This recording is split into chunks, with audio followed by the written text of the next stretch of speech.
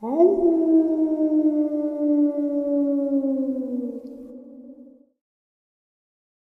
and salutations, everyone. I do hope everyone is still doing well. Welcome to this early morning, middle of the night bonus upload. Before we jump into it, a couple quick links. As many of you know, I rely on Patreon, PayPal, channel membership, and the merch to help the channel to continue to grow and go. Links to Patreon, PayPal, and channel membership is in the description below. Merch displayed directly under the video. Also, Dogman, Frightening Encounters, Volume 1 through 3, the audiobook versions. They were written and researched by Tom Lyons, narrated and produced by me, Jeff Nadolny. Those audiobooks, well, they're available on Audible, Amazon, and iTunes, links to which are also in the description as well. And finally, last but definitely not least, if you'd really like to help support the channel to continue to grow and go, simply subscribe. It does not cost a cent. Click that like button, takes half a second. If you don't want to miss out on any of the informative uploads that I put out daily, click that bell icon, and folks, please leave a comment and share the video. Why? Well, because all of these things, well, they really do help the channel to continue to grow and go. They definitely do matter, and they are appreciated. And with that, I have taken far too much of your time. Let's jump in to this early morning, middle of the night bonus upload, shall we? I had the opportunity of talking to a gentleman on Friday. His name is Jamie. We talked for 4 hours, and then I had to end it because I had collected just a mass amount of information from him. And then I said, you know what, let's talk on Sunday. I have my live stream Saturday. I'm going to be extremely busy all day Saturday. But how about Sunday? And I had talked about this, stating the same exact thing in an upload just a couple days ago. So he agrees, and I am super excited to share all of this information that I have to share with you right now, because it is so fascinating. One, because I actually had a experience come out of the same region, but this person, this is his first-hand experience in the Solomon Islands with a Nephilim race of Nephilim creatures. I don't know if we can call them creatures. They're definitely not human. So I'm going to refer to the Nephilim as creatures. That's, to me, they are a cryptid. An unknown, undocumented by science creature. To me, that they fit in that category. So I'm going to just dump a whole bunch of information and his experience that he had while going to the Solomon Islands to pay homage to his great-granddad who fought in the Battle of Guadalcanal. And, he had only gone there to check out, there's 3 memorials there. He wanted to check those out, and he wanted to look at the landscape and see where the battle was fought and such. But it was like a month before he went when he found out about experiences and strange accounts with a Nephilim race, or a race of Nephilim-like creatures. Let's get into it. So Jamie and I ended up talking with each other on Friday for quite a while. And it never ceases to fail, but no matter how or what I have planned, whenever I get on the phone with a subscriber and interview them, it always, it could be a 45-minute interview, and it's going to be a 3.5-hour conversation. We just end up talking and really connect, and I think that is very important for when people share their experiences with us. One, they have to feel comfortable with who they're sharing it with, and they have to feel like they can trust you. So how else can you do that but by talking and listening? So that's a large reason why I do it, and I don't mind it at all. So we ended up talking. A lot of it was based, on who his granddad was or great granddad was, and who, where he was at that time, what he did, what he remembers of his great granddad and such. His great granddad was a Marine that had fought in Guadalcanal. We had a lot in common because my granddad, my dad's dad, was fighting the desert fox, Rommel, in Africa. And that they were totally two different wars, almost. Like, Guadalcanal was practically hand-to-hand combat, just a bloody, really terrible part of the war. Actually, all of World War II was just terrible, but I'm just saying they're totally different, very hot, humid island, fighting an army that had been there prior to, that was expecting us to show up and, wanted to lay waste to us. My granddad in the desert, in a tank, fighting other Nazi tanks. Pretty crazy, but really crazy stuff. We had a great conversation. But he didn't get all of his experience out because time just kept going and we just kept talking and talking. So we talked a little bit more today. And the Solomon Islands is a very strange kind of place in the Pacific. It's very isolated. There are indigenous tribes that live there, and a lot of,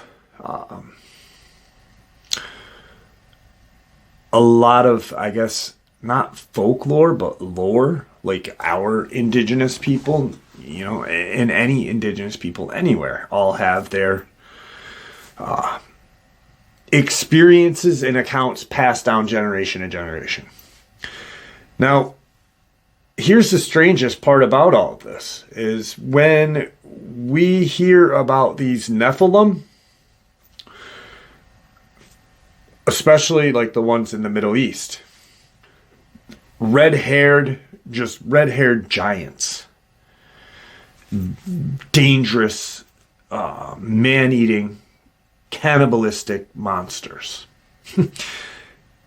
That's in the Middle East. That's in Afghanistan. Guess what? In the Solomon Islands, they are red-headed, cannibalistic monsters as well. Two different cultures, hundreds of thousands of miles away, but the people on the Solomon Islands have never met Afghan people. Maybe now, but you know what I mean? How in the heck could two different races of people talk about the same kind of creature? Well, because they are really there. They're still there. Jamie had heard this. He had heard about an experience, and he was blown away because he's like, holy crap, I'm going there. He did his research on the Solomon Islands. And, he was looking at how to set up his trip and what to do and this to that. And he's Googling everything. And as he's reading everything, he stumbles upon the Solomon Island giants. And a couple of things that he finds is a very crazy experience. And I'm going to share some of this stuff with you guys because I want you to fully appreciate everything that is going on. And then I'll share his experience because it is fucking insane. Also, what's crazy too is the giant race of giants that live or have been seen in Central and South America also have red hair and are somewhere between 12 to 15 feet in height. All right, so he stumbles upon some experiences and stuff, but his trip starts out at a place called Honiara, Solomon Islands, and that is where the American War Memorial is, the Solomon Peace Memorial Park. There's a Japanese War Memorial, and the Solomon Scouts and Coast Watchers Monument.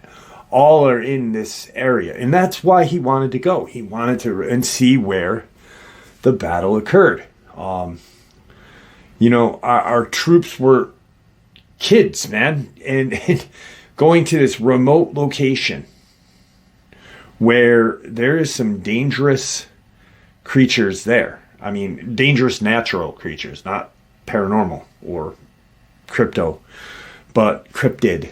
But, it just an insane time period for our young soldiers during World War II.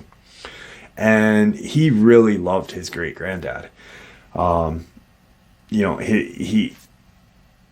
He never met his grandfather because his granddad had passed away of cancer, but his great granddad had lived for almost till he was 98 years old.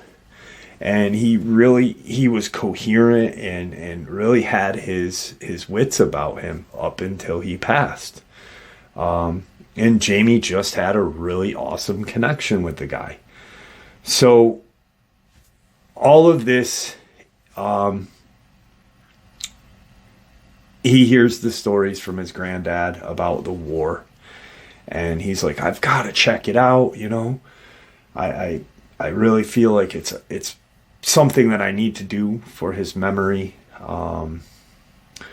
And he actually had brought one of his medals that his granddad had won after the war and left it at the American War Memorial. So he gets there, and it's unlike anything he has ever seen, ever imagined. It is just a humid, beautiful area. It's very humid. Jungles is like, it is almost a third world country. I guess you could call it a third world country. I wasn't there. I'm going on what he told me. There are just huge swaths of jungle, mountain ranges, and all throughout this little island. It's a volcanic island, obviously. There's mountain ranges. And just a lot of remote villages scattered throughout this island. And there's a chain of these islands, but he is on the Solomon Island. So he goes to all of these locations and starts his kind of homage to his granddad or great granddad. And he starts talking to some people that he meets. Because when prior to going, he had done some research, planning his trip and stuff, things people do. And he had always been into the paranormal and Bigfoot. And he said to me, I never really was into it growing up. He said, but then I found like the creepypasta community, and I started to listen to creepypastas online. But then I realized that there is stuff out there that is real, that is based on, or these creepypastas are based on, which is far more scary. The Rake is a name created by a creepypasta author for a creature we call the Crawler. So, that's where he really kind of got into cryptozoology. Now, he hears about the legends of these red-haired giants.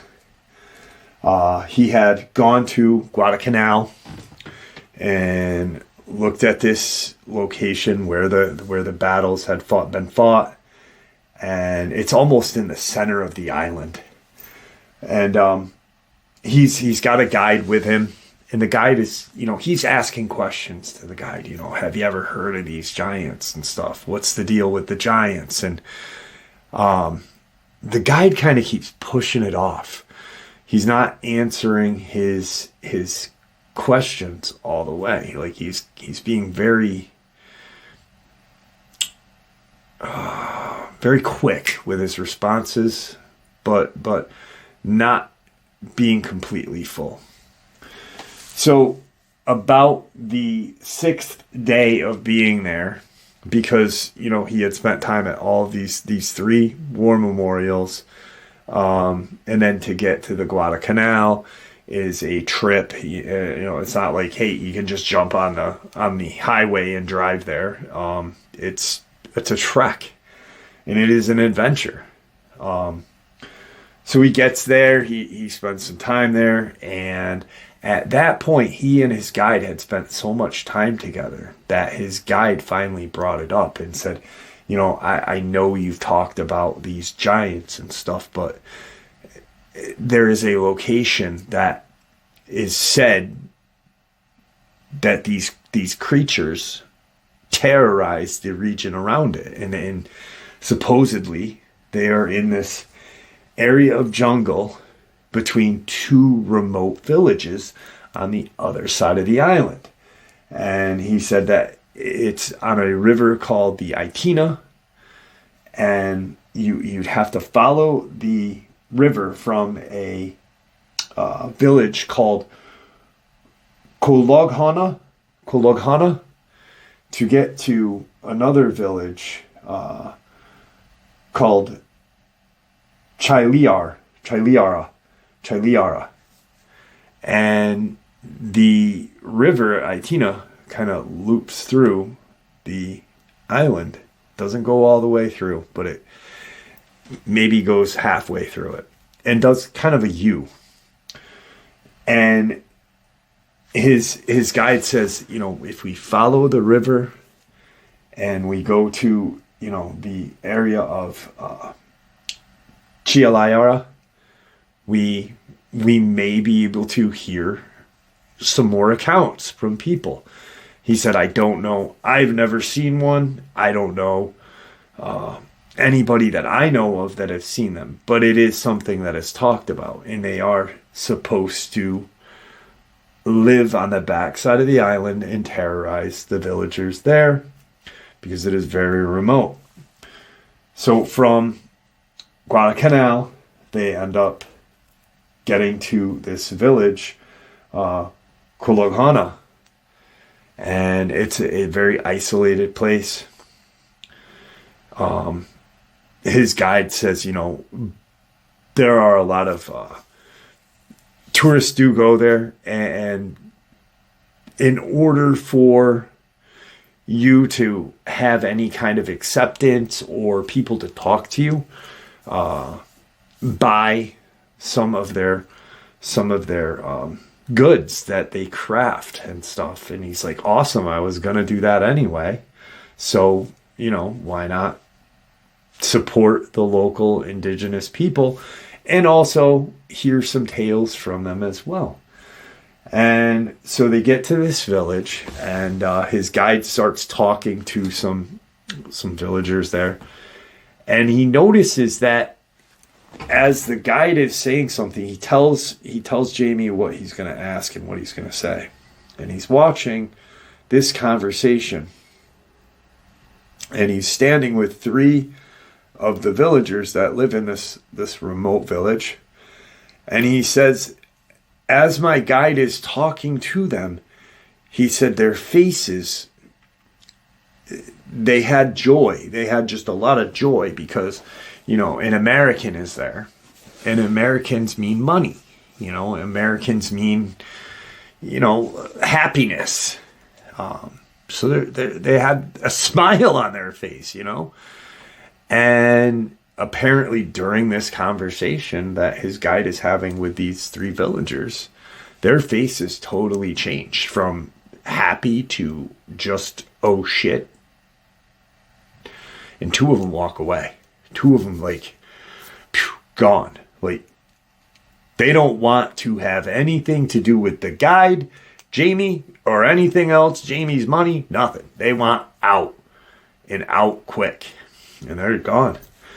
The one guy who stays there comes over after a couple of minutes talking to the guide and some, pushing, not physical, but the guide, hey, share, and he will share, and he will buy trinkets and this and that, and which once again, he's on a kind of, even though he went there to pay respect to his great granddad, it's kind of a vacation. You're in this freaking remote, wild island that is like time kind of forgot if you're in some locations. There's airports there are schools there, but in certain parts it is so remote that it is like time forgot.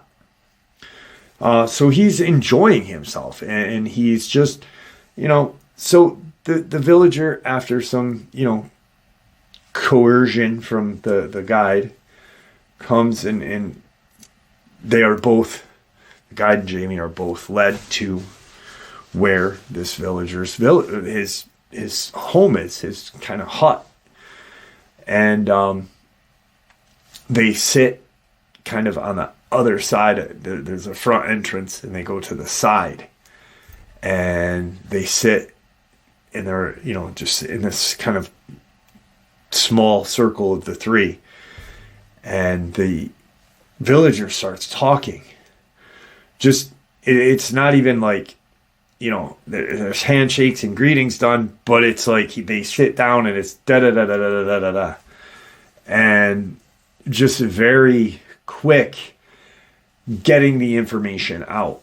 And what he tells the guide is there is a location, if you follow the river to go to this other village, there is a location where supposedly this race of red-haired giant exist and live still to this day.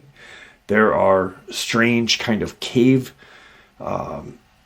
entrances in these jungles, and there is a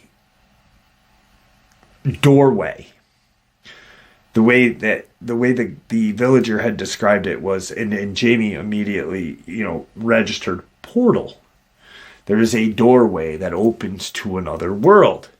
And that's where these giants live, and they come out and they hunt the villagers. They hunt humans. And it's just a very terrifying kind of story that he's hearing. He's just talking about people he knew that had been hunted, people who had been in the jungle doing stuff, doing daily life things for these people is not what we have here. It's like, and they are hunted by these race of giants. One person may get away to tell the story, but then you're missing 5 other people who are exceptionally versed in life in these jungles. It's how they live. And it'd be totally different if we went there, because yes, we can hike and we can do this and we can do that and we hunt and but it's like, no, a whole different ball game for people in the West.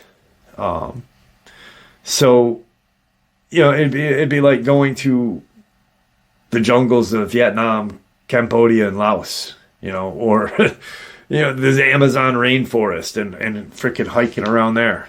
It's just a whole different ball game. So he's hearing all of these stories of, decapitation. Some of his people that he knew being just slaughtered, being found in the trees with, their intestines and disemboweled, and just a lot of terrible things, huge marks of teeth and chunks ripped off of their bodies. A lot of brutality. And Jamie's like, holy shit, like this is he's scared, but he's excited too, because this is like, what he wanted. He didn't anticipate or even imagine what he was going to hear from that villager. So that day is really awesome. He gets his tales that he wanted, but now he wants to take that trip. And it is not a tourist kind of thing, but they will give you or help you, the locals in these really remote and poor villages. They will, like, he looked at his guide and said, hey, how can we get up this river and get to this other village, Chalaria.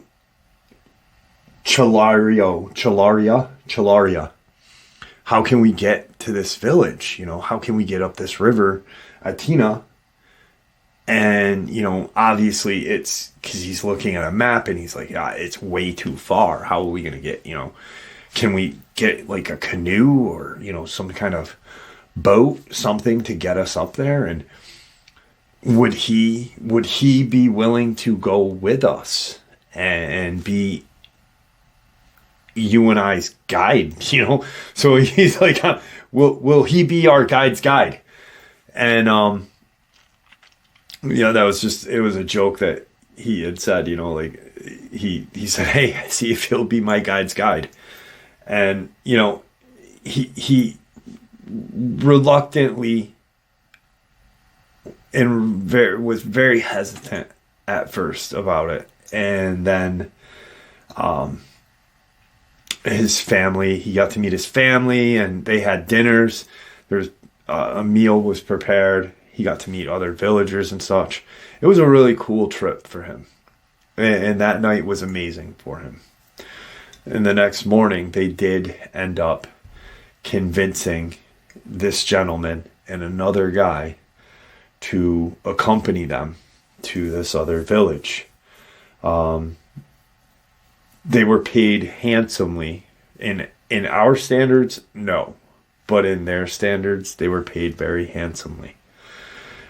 He gave them like $100, which was equivalent to like they're probably good for a couple, a year, not a year, but you know what I mean. Like $100 to them is, they're so remote. Their homes are literally like, they are poor, and it's. But they are happy. They are comfortable with their life. It's their way of life. It's a hard thing to say because, here we in America have heat and air conditioning and,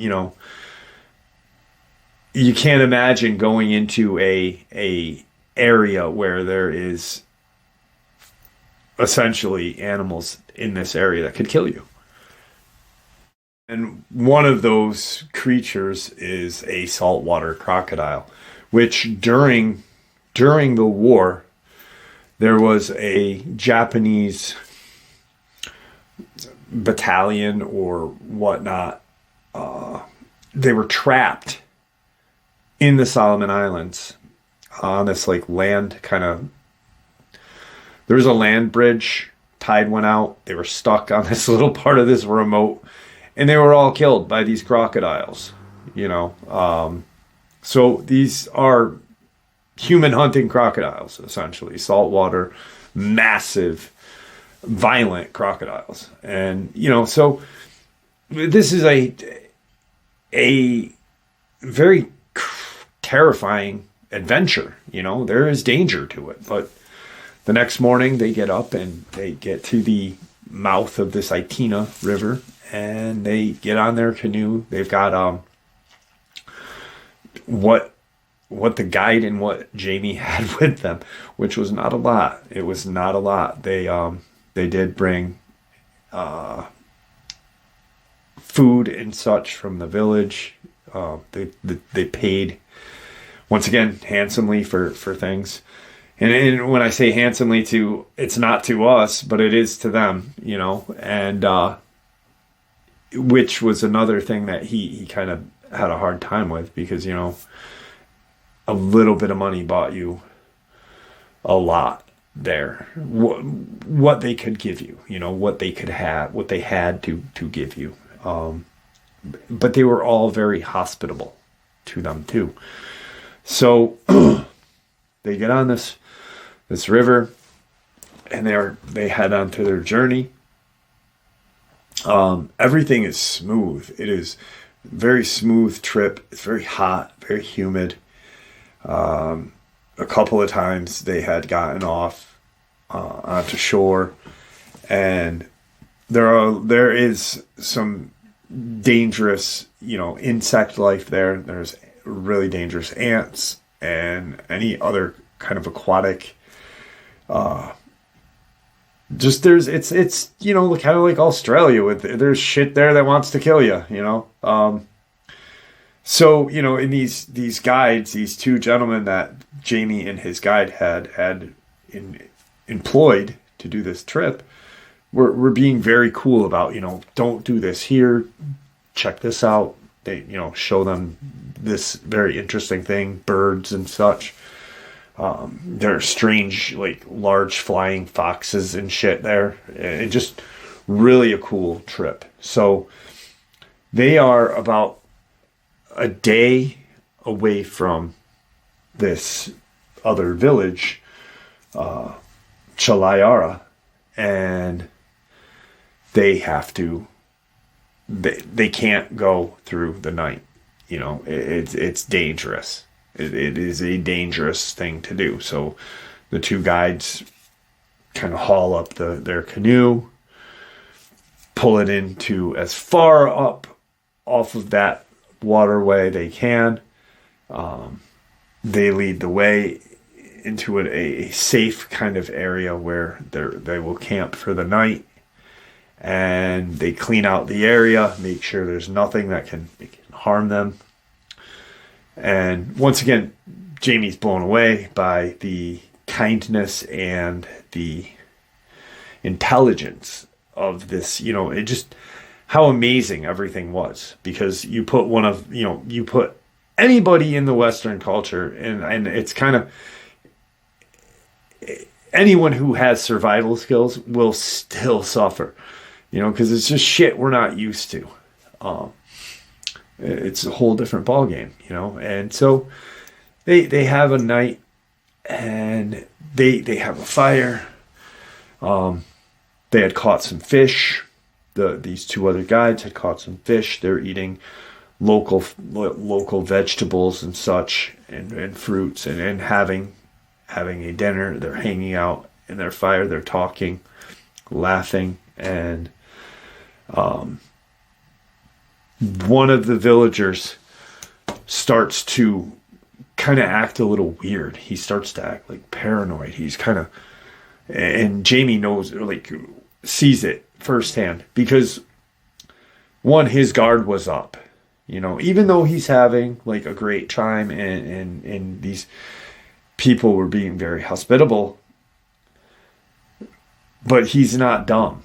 He in the back of his head, he's like, yeah, they could take us out here and kill us, and no one would ever know, and take our stuff, and no one would ever know the wiser, no one would ever know who did it. And no one in that village is going to say, hey, we just saw, this white guy from America and another villager or another indigenous from the opposite side of the island, here, go with, Bill and Bob. No one's going to say that. So and that's in his head. He's like, fuck, because he sees him kind of acting a little sketchy. He's kind of looking around, and he's saying things to the other villager, to the other guide, that it's a dialect that his guide it's like a broken dialect that he can make out a little bit of what they're saying, but he can't, it's very very much different, you know, like I think Mexican Spanish is different than regular Spanish. There's different things. So different dialect or whatever. So that he's freaking out mentally. Like, fuck, they're going to kill us. You know, they're going to kill us. And the guide that he employed initially kind of taps his leg. And because you can see he's kind of sketched. And he said, don't worry. They're talking about the giants. They're talking about the giants. And he thinks he had heard something. But the other guy kind of assured him that, you know, it's probably just nothing that's going to, you know, bother us tonight. You're just hearing things. So they kind of die down. Everything dies down. And Jamie kind of starts to relax a little bit because he now understands, you know, there was a very big barrier of language barrier going on. And being in a location that is so remote and wild to us, of course there's going to be a little bit of fear, you know. So they kind of laugh it off. They have a little bit more conversations. They're talking about, actually one of the villagers makes the statement that, and that's what calmed everything down, was he had made the statement about, it was probably because he had thought he had heard something. And he had gotten up and walked toward where their canoe is and such. And they started talking again. What was said was, it might have been, I might have heard a crocodile off in the distance. And they do. There's been, you know, deaths. There's something like 6 or 7 people die a year in this very small little island archipelago by these human hunting saltwater crocodiles. You know, they're not anything to mess with. But they're far enough on land to where, you know, it's highly unlikely. So everything calms down and they're getting ready to go to bed. It's not going to be, you know, a very comfortable night of rest. It's so they start to, you know, get situated and such. And Jamie's lying there and they have their fire going. And he's kind of listening to the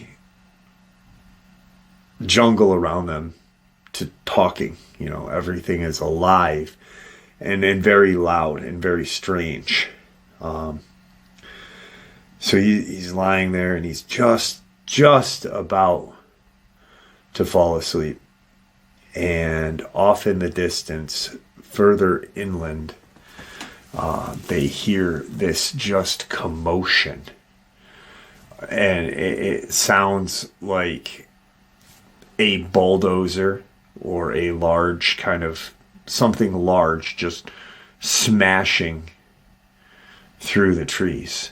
But it's not immediately upon them. He hears it and he opens his eyes and he's looking around and he looks at his guide and he kind of looks over to where everyone is. You know, he's checking, you know, did they leave us?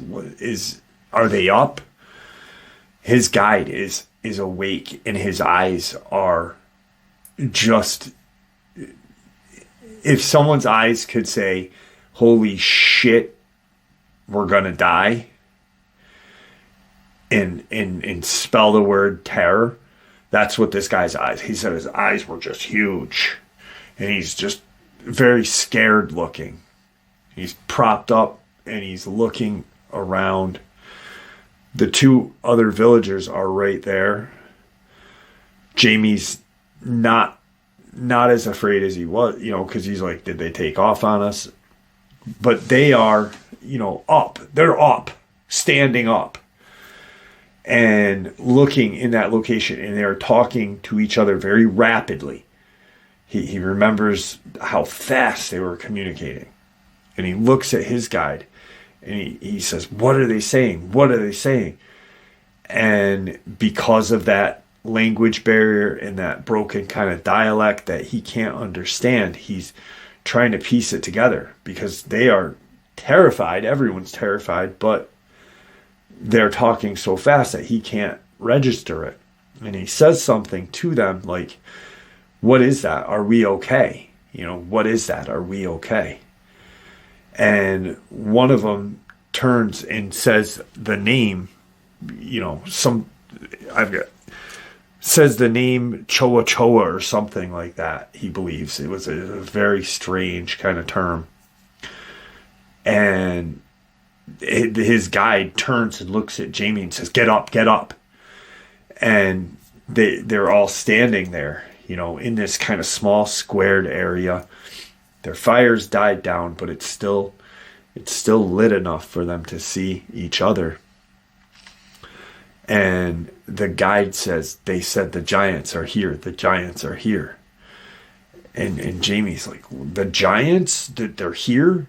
He's like, giants. And that's what registered. Giants. Not just giant. Like, the giants are here.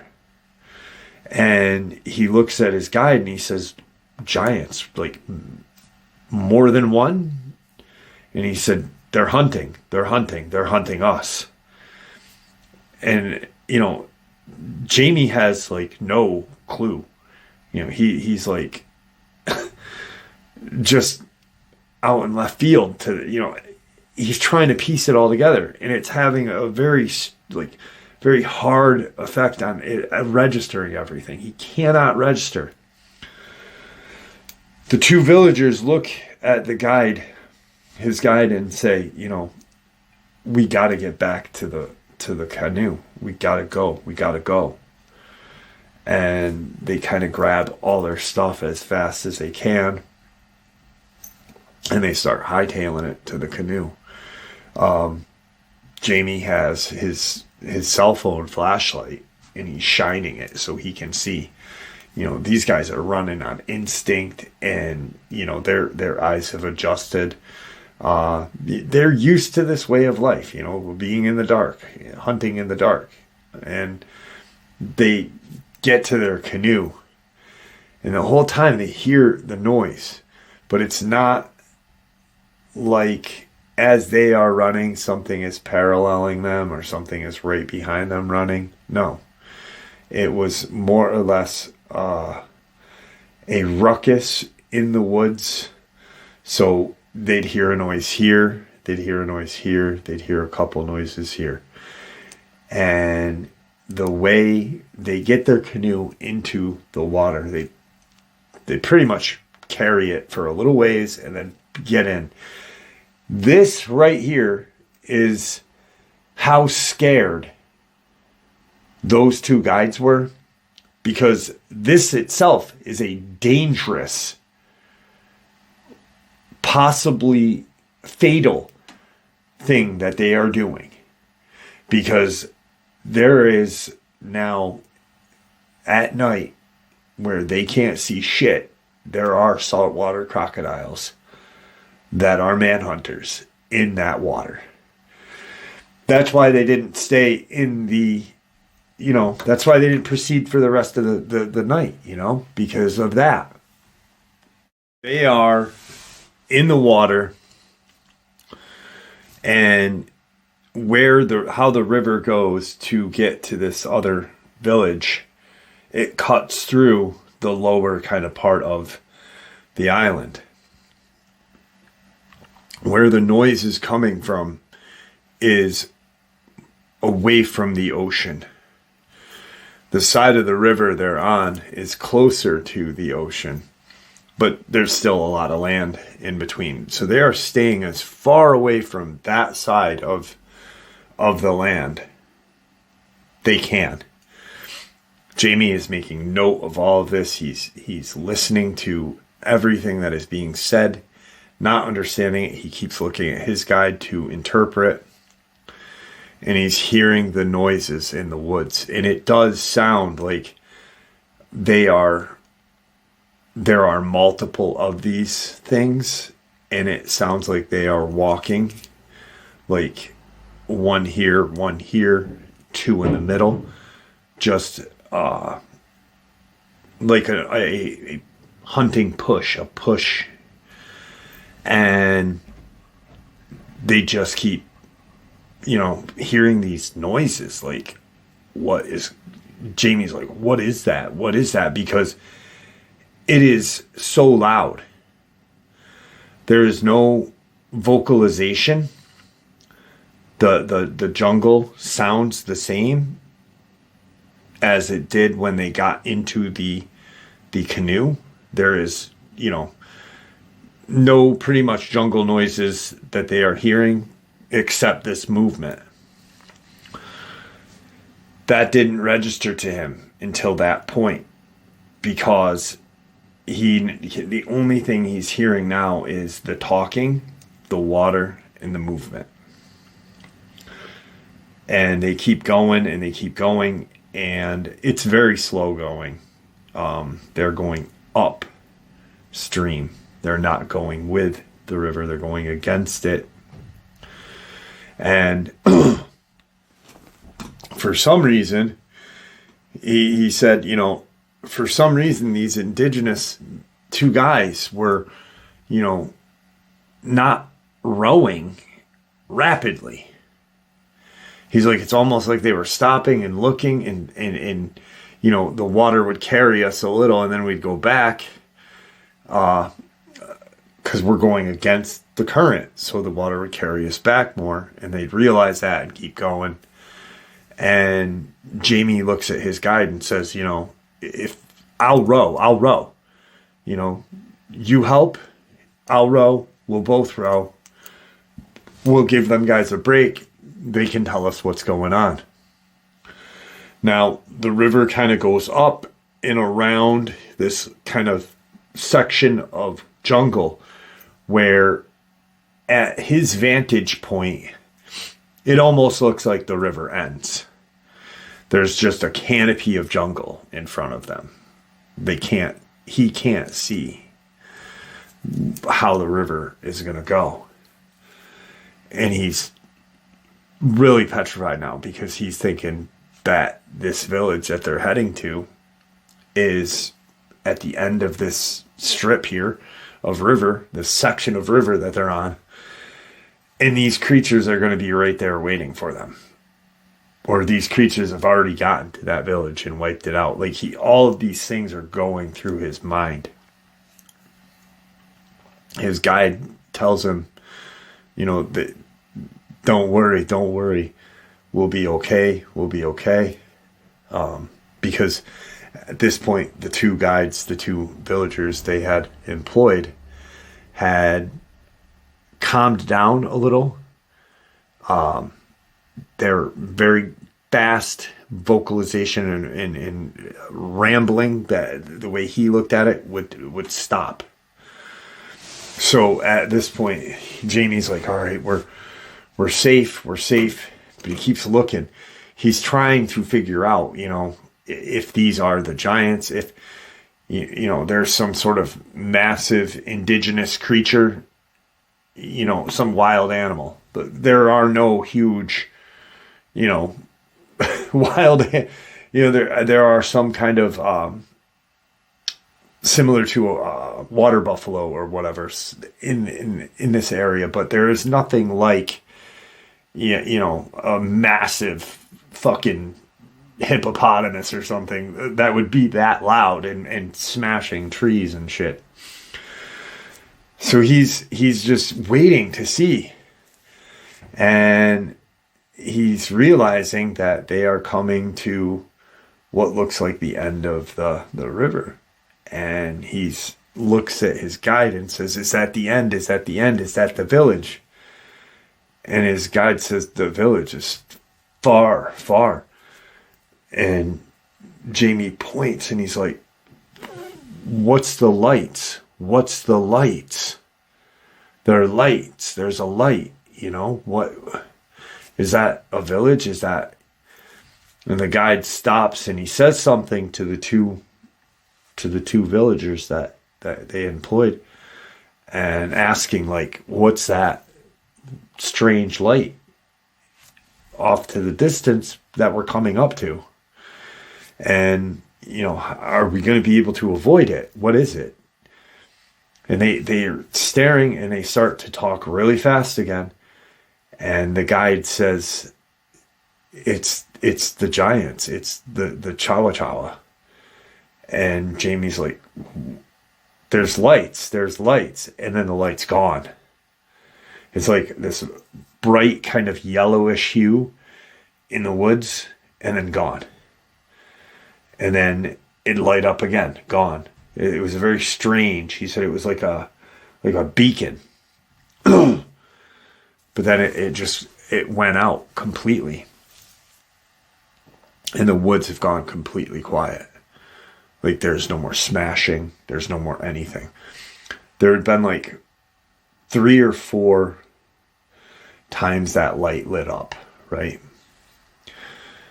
And the 2 villagers start talking to the guide, and they grab the oar from Jamie and the other guide, and they push off to the opposite side of the river, the side that they are on, away from where they just were, that side of land. And they push into the shore on that side. And they get out, they pull their canoe up, they pull it way up. Once again, saltwater crocodile. They're very, very observant of where they're walking, the ground, because of. And they pull the canoe up far in, and they walk a little ways. They start a fire very quickly. Like, it was hot, humid, and damp, but these guys were like expert fire makers. They got a little fire going, and they sit, and they're talking to each other and talking to the guide. And Jamie looks at the guide and says, ask him what the light was. Did they see the light? What was the light? And so he does. He says, the light. Did you see what that was? And one of the guides, the villager, the one that actually owned the canoe, not the one that brought Jamie to his home and told him the information on these creatures, but the one that owns the canoe says to his guide, they were traveling. They were moving on. And the door, moving on, the door. And that's all, like, in their language, he kept saying. And he says, Jamie's guide says it back to Jamie, and Jamie's like, door, moving on. He's like, portal? And his guide kind of looks, and he's like, he explains portal, where you can walk through the other side and be somewhere else. And he says something to the other villager, and they all, yes, their heads nod in that yes kind of fashion, like they just moved on. They're not there anymore. That's why we're here. We're safe right here for right now. They are somewhere else. So Jamie's like, holy shit, like, I just witnessed these creatures, these red-haired giant creatures in the Solomon Islands were hunting us.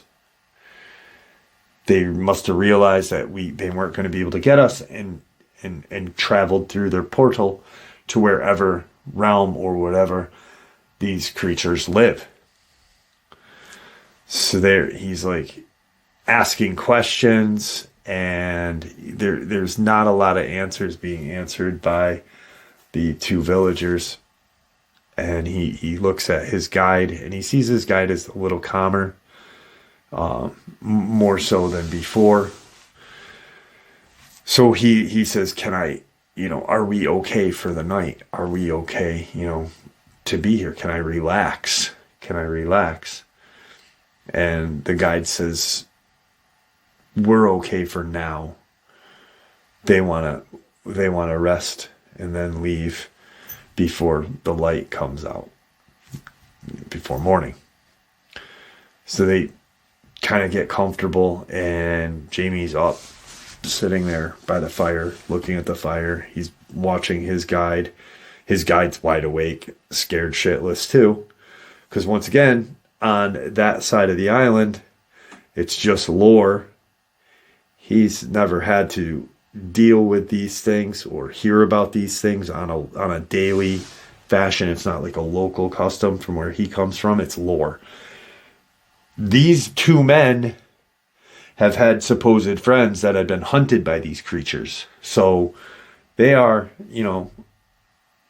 but he looks and they're sleeping. And he says something to his guide like, they don't look too worried to me. How long do you think we'll be here? He's like, I'm not going to be able to sleep.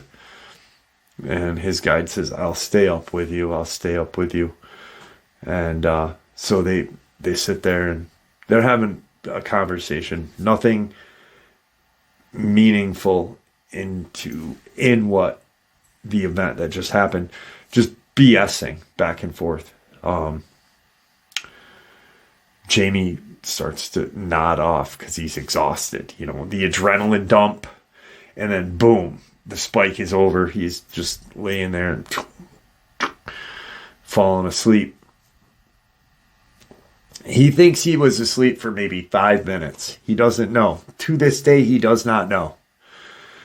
But the second his eyes closed, he said, I must have been asleep for a couple of minutes, tops 5, to where I am getting pushed to get awake, to be awake. And he's like, I open my eyes and I'm, trying to focus on what's going on. I jumped because I'm being pushed. I'm being touched. He said, and my guide points, and on the opposite side of the river, there's a light, a blink for a second, another blink. And he counts 3, and he says, they're back. The 2 villagers are fucking losing their shit, because they are now witnessing. And Jamie says, there's 3 of them. And his guide says, I just woke you up when the first 2, he said, but it blinked. He goes, there was a blink and you'd see this light.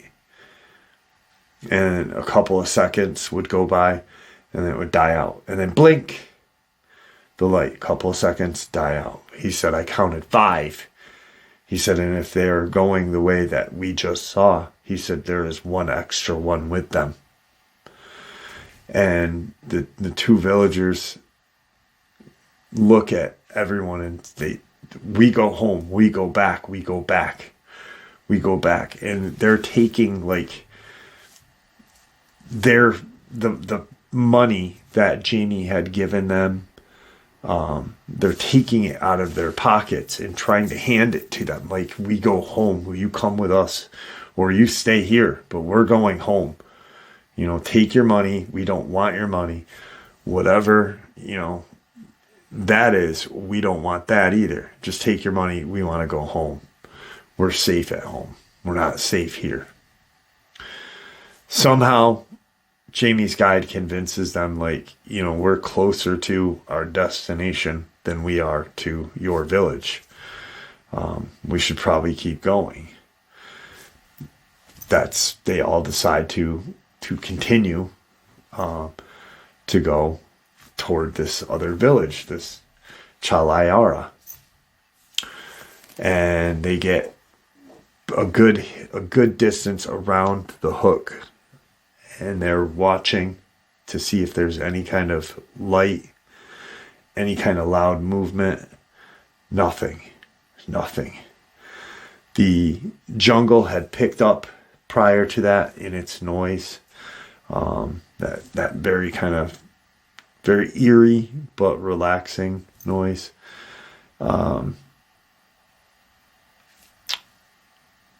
They look in that direction again, and they see a shadow on the, it's not a beach, but it's the shore. You know, don't think sand, don't think, you know, it's a ledge that, you know, they'd have to get up, put their canoe on, and go into the land more. And they see a shadow moving. And they're rowing past it. And they're about 50 to 60 feet away from that side of the river. They are right on this side of the shore. It's over there. Whatever it is, it's moving back and forth, like swaying kind of. And Jamie, not thinking of what this is what would occur, turns his flashlight phone, you know, his phone on his flashlight on, and immediately the light lights up the area on the canoe. And, you know, he is not pointed it at that section, but the two villagers start freaking out. And because the second that his flashlight lit up, they're thinking that one of these things, its portal, its doorway is on our canoe, and one of these things are going to be here. And, you know, they did not, it didn't register. One, they don't have the technology, but you know what I mean? Like, it is no register. They're, boom, this fucking light, oh my God, and they're freaking out. Jamie's guide is like, no, light, look. And Jamie turns his light as the conversation is calming down. He turns, and faintly, because, you know, a phone flashlight isn't going to reach 40 to 50 feet, 60 feet max, but it's going to give you some sort of a little better sight than nothing. And he shines it, and he's looking, and he sees quick movement, and he hears something, and it's almost like a splash. And the two villagers are freaking out. Like, Jamie just scared the shit out of them with their phone. Now, one of them's in the water. So Jamie's got his flashlight, he's pointing it. And they get, as the river rounds more, it gets narrower, they're going away from it, so that landing is here, and they're here now, but closer than 60 feet. They're maybe 25 feet, and he's shining his flashlight, but the water is deep in parts of this, much deeper than 12 feet. And he's shining his flashlight, and he sees this just monstrous humanoid. And he's like, got his light. What the hell is that? What is that? What is that? What is that? And he's yelling. And it's not in the water. So that splash has not registered with anybody because it is on shore. Is there one in the water that's going to be right, you know, as we go further, it's going to get us now. They kind of stop paddling, and they're all looking. And this thing lets out another just powerful and vile roar. And what they see is this 15 foot at the max humanoid has a saltwater crocodile by its head, and it's smashing it into the ground, and then it throws it towards them in their canoe. So that splash they heard was that thing getting one of these saltwater crocodiles that was close to shore, killing it, and then throwing it towards this canoe that Jamie and the two villagers and his guide are on. And it splashes pretty close to him. Everyone panics and such. The two villagers are screaming now in their dialect, "We go home, we go home, we go home." It's not even a discussion, but the guide says to them, "We can't turn around here. We need to keep going, because if we turn here, our canoe isn't going to be able to, it's not going to be right on shore, but if that thing is that big, it can step out into that water and grab one of these freaking saltwater crocodiles. It's going to be able to, as we are kind of looping around, it's going to be able to go into that water and get us." And he's explaining this. He's trying to explain this to those two guides. All of a sudden, he says to the two guides, pull something out of his backpack. Jamie does not, to this day, know what it was. It was something of value to these two gentlemen. And he hears the noise, like, "Oh my God, you found it, da da da da da," something. And they're going around, and it's standing there staring at them. It's just staring at them. And they're heading back towards these two guys' village. They are 10 feet away from the shore. They are practically on the shore. This thing must have been 5 feet. It must have, to get that saltwater crocodile, it must have been gone into the water 5 feet. So there is no fucking problem for that thing to go into the water, but it's just standing there staring at them. Jamie lights his phone again and flashes his light on it. And there it is. It is exactly what these two guys were telling him and his guide about. It is this red-haired, red beard in kind of like not like a caveman, like a Fred Flintstone kind of cloth, but it looked very similar to knitted or created, like needlepoint, what appeared to be shorts and a shirt, but obviously made from pelts. Like, they had fur on their shorts and on their what observed to be a shirt, but the red hair is what caught him. And he's got his light on, and he's trying to take everything in, what this thing looks like and what it's wearing and what it's going to do. He's afraid that it's going to jump in the water, flip the canoe, and everyone's going to die. And it stands there, and it kind of bends down. It like kind of bends like at a crouching, and it stands up really, really fast and arches its back and lets out this roar. This like just powerful roar. As it's doing that, the two guides that are paddling push more into the middle. 2 to 3 seconds after that roar, that just loud roar, you hear another roar.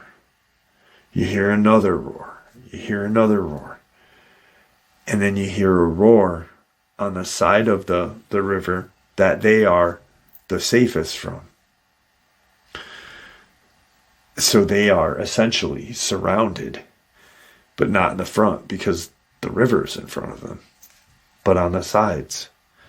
So what must have happened was, as these creatures were coming from whatever area, there was one on that side now and one over there. So they were essentially surrounded. The guide is saying something to the two other villagers, Like, let's go. We'll go to your village. We'll go to your village. No question. Keep the money. Keep the money. Jamie's asking what's being said because he's in the dark at everything right now.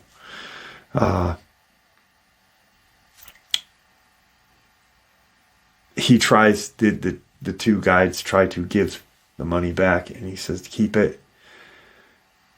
They keep going. And they keep hearing that roar, but they're not moving. These, from that location, those roars are not moving. They're stationary. They get to where Jamie recognizes it because there was an odd-shaped tree that jutted off that shore where they had been camping. Now they're back to where their initial camp is, and they keep going.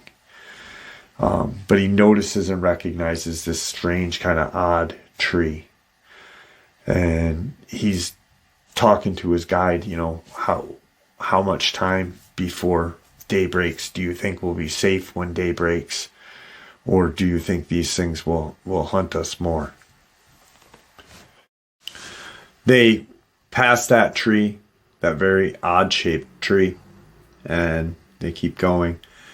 Once again, the noises are not moving. And the noises have kind of stopped to where Jamie is now feeling a little comfortable. He's observed that everybody's kind of calmed down. And they keep proceeding because this is what Jamie, essentially didn't think he was going to. He was thinking he was going to hear more tales and more stories from this other village. He never anticipated on seeing what he had just witnessed. So he's more than comfortable leaving. He's adamant about leaving. They proceed down the river more. They are now going with the river, so their travel is a little faster. Almost cut in half, essentially. And they're probably a couple of miles from the village, or where the village would be. They'd have to pull their canoe out, and they'd have to walk probably a half an hour back to the village. So they're getting closer. One of the villagers says to the guide, we've got about X amount of time before we'll be back to our village. We should probably, not walk through the woods or the forest, jungle, to get to our village until daybreak. So let's stay close to shore, but on land, and wait just in case, just to be safe. They're now real close, and they start to observe some very strange goings on that side of the river, that the side that they're going to have to pull up on. They see these quick flashes. These really, not a flash like what they had just witnessed throughout that trip, but it would be like no seconds in between, just flash gone. And the villagers start saying something like, because his guide says, are they back to these two? He said to Jamie, I'll ask what those lights are. Maybe they're back. Maybe we should stay in this, in this river until daybreak. I don't know if we're going to be safe at daybreak. Usually they hunt at night. That's what the stories have been told to us, generational.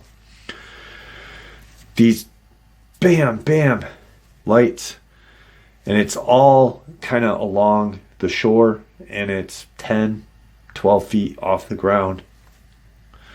Jamie turns his light because he's like, I want to see what these lights are. Maybe they'll communicate with us by the light. Who knows? Maybe that's what they're doing. They're trying to draw us in. Jamie turns his flashlight on, and he gets off to the closest side of the boat to where he can see and scan that part of the shore, because now they are in the middle, which is, as they were going around that bend, the river kind of got narrower. But now they're in the middle in a good depth between them and these creatures. So he's comfortable.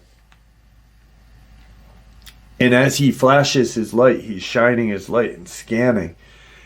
And one of the villagers, the one who owns the canoe, screams something in this very broken dialect that Jamie's guide only gets, like, brother, father, male family member. Some male family member is said. And once again, it's broken dialect between them. What he's gathering is saying something about his male family member.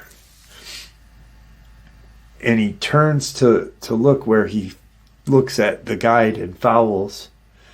And what he sees is in the trees is what they now understand as his brother, the canoe owner's brother, is disemboweled, like hanging from his intestines in these trees along the waterway.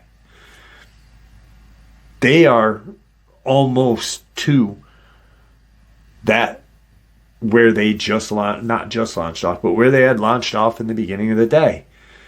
His brother owns or lives near this area. That's where his canoe is, at his brother's home. And he's now looking at his brother being, dead in this tree, just hanging, lifelessly. He's not pushed up against it. He's literally hanging with his kind of draped over a branch of this tree. And there's, loud yelling by the two guides. They're yelling at his guide, and they're pointing at Jamie.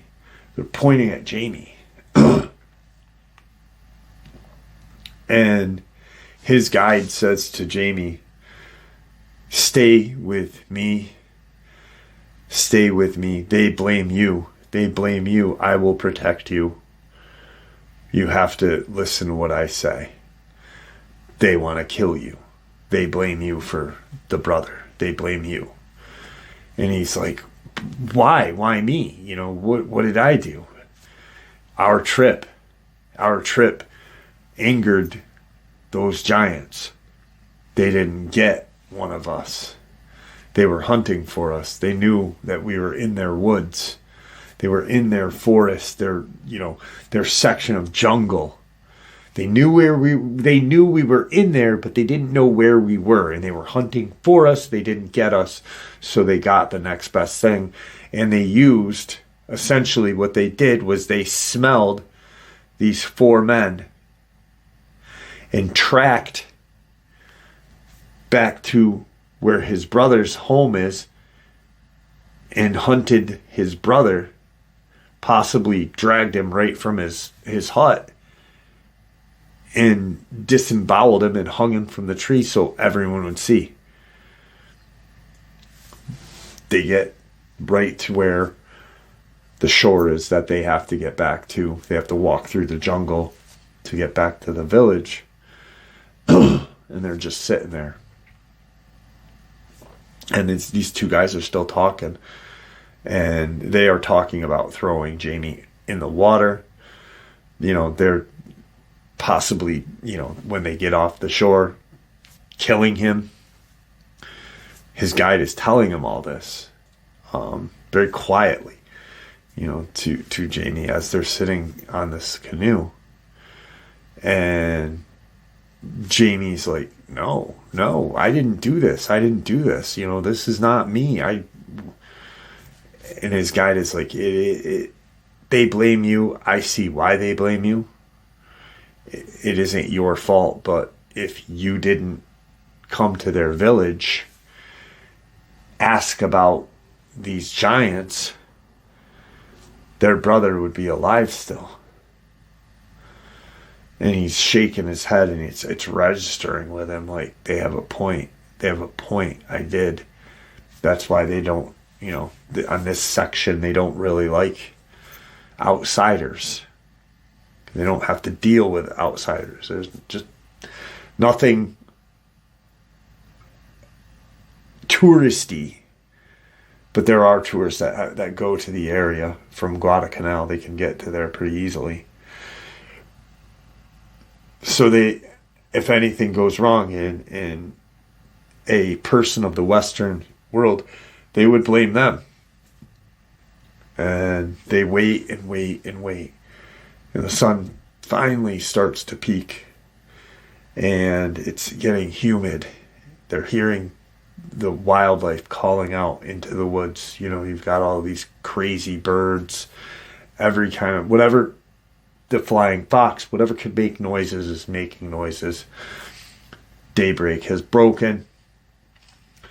They get to the canoe over to the shore. They pull their canoe out. And all four get on the canoe and start carrying it. And they're carrying it to his brother's home. And he walks in. One of the villagers walks into his brother's home after they set the canoe outside of it and realizes there's no one there. Obviously, his brother's hanging in the tree. As they are walking out, once again, daybreak. Jamie doesn't need his flashlight, but they're looking down. Jamie's looking down out of shame, out of embarrassment. He feels really bad.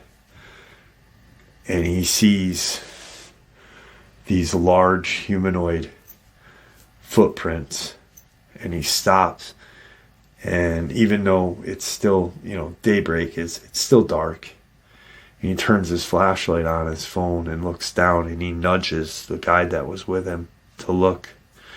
And there are just these monstrous shoes, you know, foot size, that are double what, you know, a size 11 would be. These things were just huge. He said, I distinctly remember its toes being abnormally long, but they were skinny. It was very strange looking footprints. They proceed to walk into the village, and Jamie and his guide are immediately asked to leave. They have really no idea how and what, because this wasn't part of their plan. You know, they had everything mapped out and what they were going to do. It was just insane for Jamie. So they get to the village.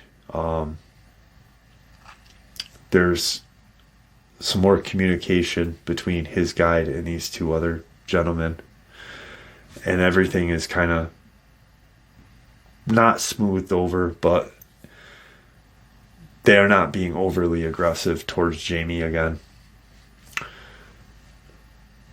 They decide, you know, I don't want to stay here any longer. Let's just leave. Let's get back to Honiara. You know, the main entrance area of why I was here, for my grandfather's memorial. So let's get out of here. 2 days later, he's back. He's cleaning up, and his cell phone rings. It's a guide that had been with him, saying, you know, you should probably start getting ready. You should probably leave a day early.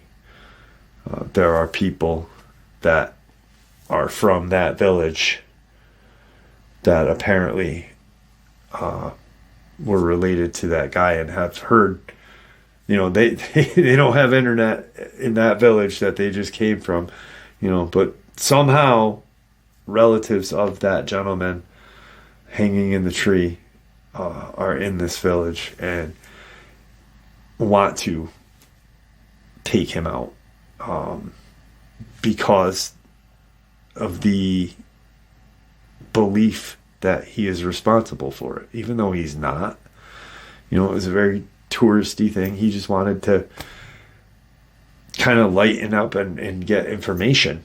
He wanted to hear more information on these red-haired giants of the Solomon Islands. And everything from that point, he is on his way home. And the guide, he paid him a little bit extra money. And he has never not thought about that one villager's expression on his face when he realized that that was his brother. And that's when they turned and pointed towards Jamie. And it's bothered him for the rest of his life. He has never been the same. He wishes that he had never gone there, even though it was for a decent cause, to pay homage to his granddad, put one of his medals on that memorial. He wishes he didn't push it that far and go that deep to cause that death, and he blames himself for it. And he probably shouldn't, because it's not his fault. In a way, maybe, but I don't think it is. And I told him that. I said, dude, it's not your fault. They literally could have said, no, we don't want to go. We don't want to take you. Bad things can happen to our family. Bad things can happen to us. And he will never, ever probably forget about this. He just remembers that face, the face of pain. And how expert hunting these red-haired giants of the Solomon are. They gathered the scent of one of the four and tracked it miles away. Tracked it to that cabin. Just expert hunting, human hunting. So that was Jamie's experience, and this is some more experiences and more information on these red-haired giants of the Solomon Island. I have some more right now for you. This is some of the information I found after talking to Jamie the first time. In the Solomon Islands, a rainforest-covered island nation east of Papua New Guinea, sightings of a gigantic bipedal ape are reported, known locally by many names such as Moa Moa. Solomon Islanders believe them to be 10 to 12 feet, with muscular but thin bodies, long arms, covered head to toe in a dark red hair. They have large brow ridges and eyes, hooded noses, and a large wide mouth. They are said to live in crude huts. One of the first people to ever research the Solomon Island giants was a Maurice Bourayan, the research director of the Solomon Archipelago Expedition Trust and Board. One of the most intriguing sightings of this was at the Guadalcanal, 1988. Some construction workers were using a bulldozer and it broke down. They quickly realized that the pin that held one of the blades broke, and fell off the machine. Since it was too heavy to move, the construction workers left the blade on the ground overnight. When they went back to the site, the blade was gone, with tracks in the sand showing something with giant human-like footprints dragged it about 400 feet into the rainforest. Another experience was when a surveyor's car slid off the road. The surveyor then went to a gas station 2 kilometers away. And when they went back, when the car was back in the road, 2 red-haired animals next to it. When they got closer, the red-haired creatures stood up, and it saw was a 12-foot hairy humanoid giant that casually lumbered into the rainforest. So that's a couple of the experiences. Then there's just more info. This is interesting, though. The Guadalcanal giants, as they're called, can have long black, brown, or red hair, protruding double eyebrow, bulging red eyes, flat nose, and a wide gaping mouth. These facial features are consistent. Awareness of them is shown by the newspapers as well. So, the indigenous people still know that these things are out there. Western cultures, unlike all of us that really dedicate a lot of our time to do research about these things, wouldn't even register with us, or we wouldn't even believe it, which is crazy, because Jamie now believes all of it. This is an experience that I shared on my channel about a year ago. I come from a really remote country called the Solomon Islands. I've lived there as a child, but I have since moved to Australia. For generations, giants have been a part of the center of many stories. From the giants that disrupted villages to the ones that would kill people at night while hunting for them and eat them. 5 years ago, when I went back, I was talking to our spiritual elder. They believe our ancestors give him gifts that connect him to the spiritual side. And he told me that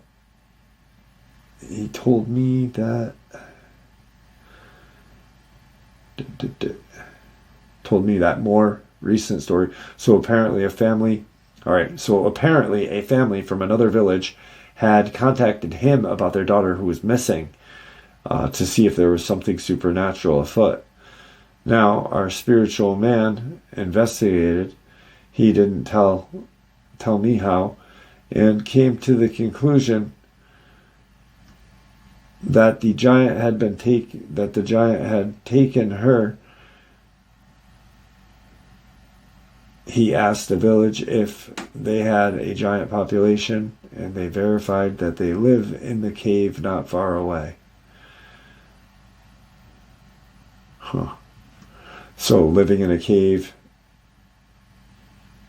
they do blood sacrifices. These things are there, and here's the thing.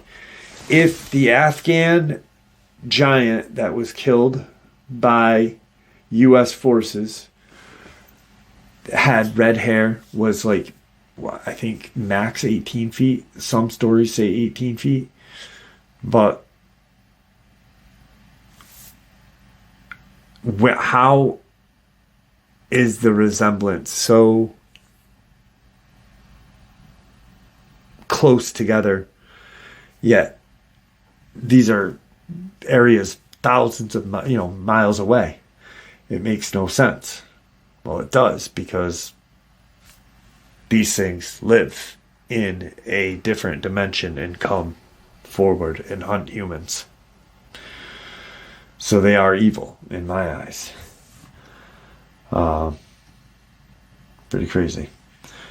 Anyway, so I'm just going to end it with that.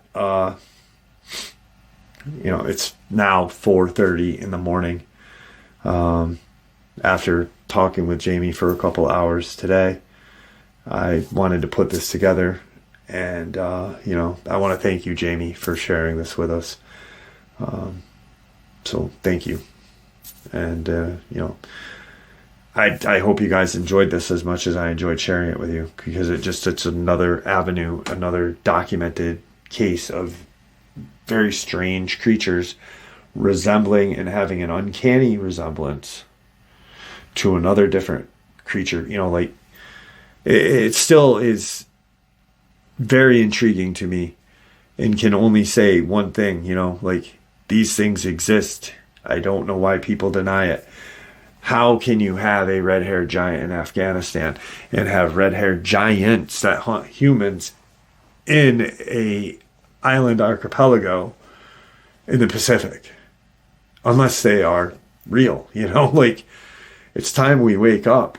It's time the sheep out there wake up before the wolf comes knocking at our door. And it's already here, and it's in one shape, and that shape is our government. And there you have it, folks. I do hope you all enjoyed this upload as much as I enjoyed sharing it with you. I'd really like to thank you all for supporting the channel. It is your support, after all, that helps the channel to continue to grow and go, and what gives us all a place and a chance to share our experiences and theories judgment-free. Everyone is simply treated with the respect that we deserve. Please, everyone, stay safe, happy, healthy, and ever vigilant, keeping an eye on our children, pets, family, and our friends. These creatures are real. These events have happened. Share this information with those you love and care about, and it may just help save their lives someday. Until next time, never stop asking questions. Never stop searching for the truth, and God bless you all.